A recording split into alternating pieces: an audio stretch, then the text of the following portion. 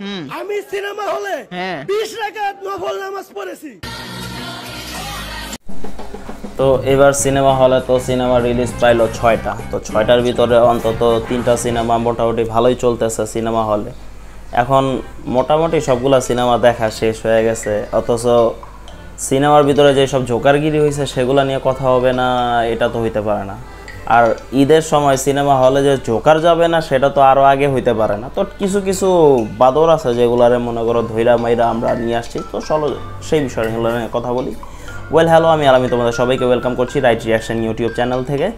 তো এই যে আমাদের অত্যাধুনিক মার্কা যে এই যে টিয়া পাখির যে স্টাইলে যে চুলের যে কালার করছে, এই ভাইটারও তো আমরা সবাই চিনি। ইনার নাম হইতেছে বুইরা বেডি জামাই প্রিন্স মামুন। তো বুইরা লাইলার জামাই প্রিন্স মামুন, ঠিক আছে। তো ইনার অবস্থা এরকম দাঁড়াইছে যে ইনি বলতেছে যে সে শাকিব খানের জায়গা রিপ্লেস করবে। শাকিব খান যখন বৃদ্ধ হয়ে যাবে বা রিটায়ার নিয়ে নেবে, রিটায়ার নিয়ে নেওয়ার পরে সে তার জায়গাটা রিপ্লেস করবে, সেইভাবে সে তাকে তৈরি করতেছে। বান্দা এখনও যদি শাকিব খান আইসা দাঁড়ায় তার হাঁটুর নিচে পইরা থাকে, ও হবে শাকিব খানের রিপ্লেসমেন্ট।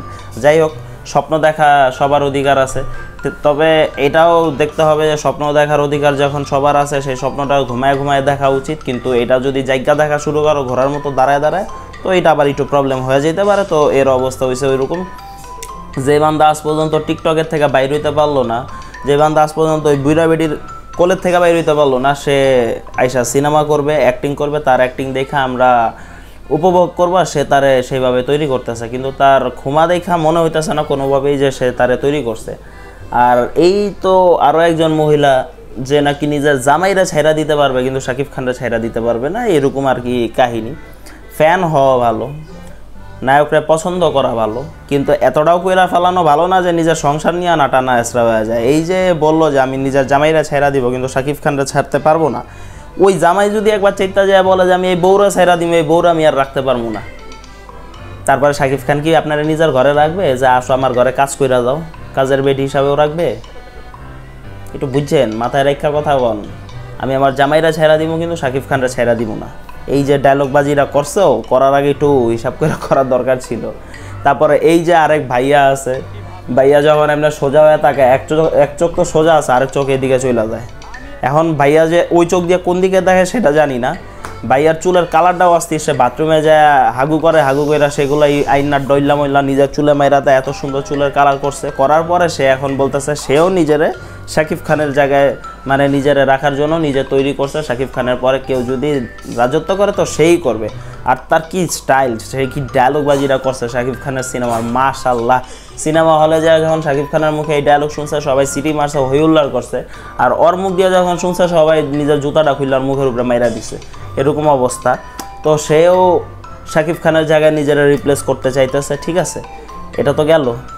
তারপরে এই যে একজন মামুনি আছে, ইনারে তো আমরা সবাই চিনি, আর ইনার জামাইরও আমরা সবাই চিনি। ইনি শাকিব খানের 3 নম্বর বউ হইতে রাজি আছে।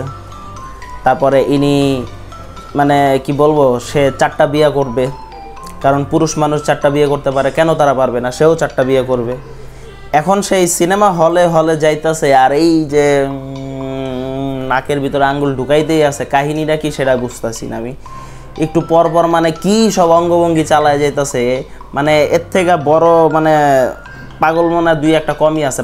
মানে পাবনাতে যে ডেড ফেল পাগলগুলা থাকে, যেগুলো ডেড ফেল বলা চলে, যে এগুলার আর কিছু করার নাই, তাদের ভিতরে ইনি একজন। আর ইনার জামাই তো মাশাআল্লাহ দিলে আরও একজন, যে নাকি ইনারে পুরা খুল্লা ছেড়া দিয়ে রেখা দিচ্ছে যে তুমি যা ইচ্ছা তাই করো, আমরা টাকাই না দিলেই হবে।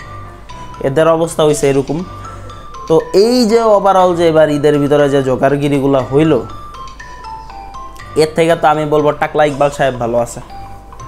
আমি ইকবালের কথা শুনে তো মজা পাবো, কিন্তু এইগুলা দেখা ভাই, এগুলা যখন চোখের সামনে আসে তখন আর সহ্য হয় না। এই যে জোগাড়গিরিগুলা যে হইল, এগুলার মানে পরিপ্রেক্ষিতে কি বলবো, বলার কিচ্ছু নাই। একজন নিজেরা নায়ক বানায় রাখছে, কিন্তু বাতাসে মানে একটা জোরে বাতাস আসলে যে নাকি উইরা চলে যেতে পারে, সে নিজেরা শাকিব খানের জায়গায় দাবি করতেছে। এখন তার কথা কি বলবো। আরেকজন তো মাশাআল্লাহ দিলে পচা গন্ধ হয়ে গেছে, সে নিজেরে শাকিব খানের তৃতীয় স্ত্রী হিসাবে নিজেরা দাবি করতেছে। এখন এদের এই ঝঞ্ঝাটের ভিতরে আমাদের মাথা নষ্ট হয়ে যেতেছে। অবস্থা এমন দাঁড়াইছে যে আমরা ভাই আউট অফ সেন্স হয়ে যাব, এরকম একটা অবস্থা। যাই হোক ভাই, এরা এগুলা কইরেই যাবে, এদেরকে যা ইচ্ছা তাই বলো না কেন এরা এগুলা কইরে যাবে, এদের থেকে নিজেরা বাজে আসবে না। আমাদের ওইগুলা দেখতে হবে চোখের সামনে, কিছু করার নাই, কারণ এটা আমাদের শাস্তি। আমরা এই যুগে কেন জন্ম নিছি? আমরা আর একটু আগে জন্ম নিতাম, আরও 20-25 বছর আগে জন্ম নিতাম, তাইলে শালা ডাইনোসরের জামানায় থাকতাম, এই স্মার্টফোন আমাদের হাতে আসতো না, তাইলেও বাচ্চা যেতাম। কিন্তু স্মার্টফোন আমাদের হাতে আসছে, তো এই টর্চার আমাদের নিতে হবে, উপায় নেই। এটা মনে করো আল্লাহর তরফ থেকে আমাদের উপরে মানে নাজিল হয়ে গেছে, এটা একটা শাস্তি হিসাবে আমাদের নাজিল হয়ে গেছে, কিছু করার নাই, এগুলো নিতেই হবে।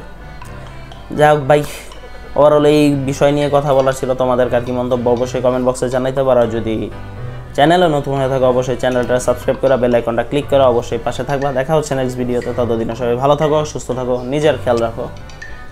আল্লাহ হাফেজ।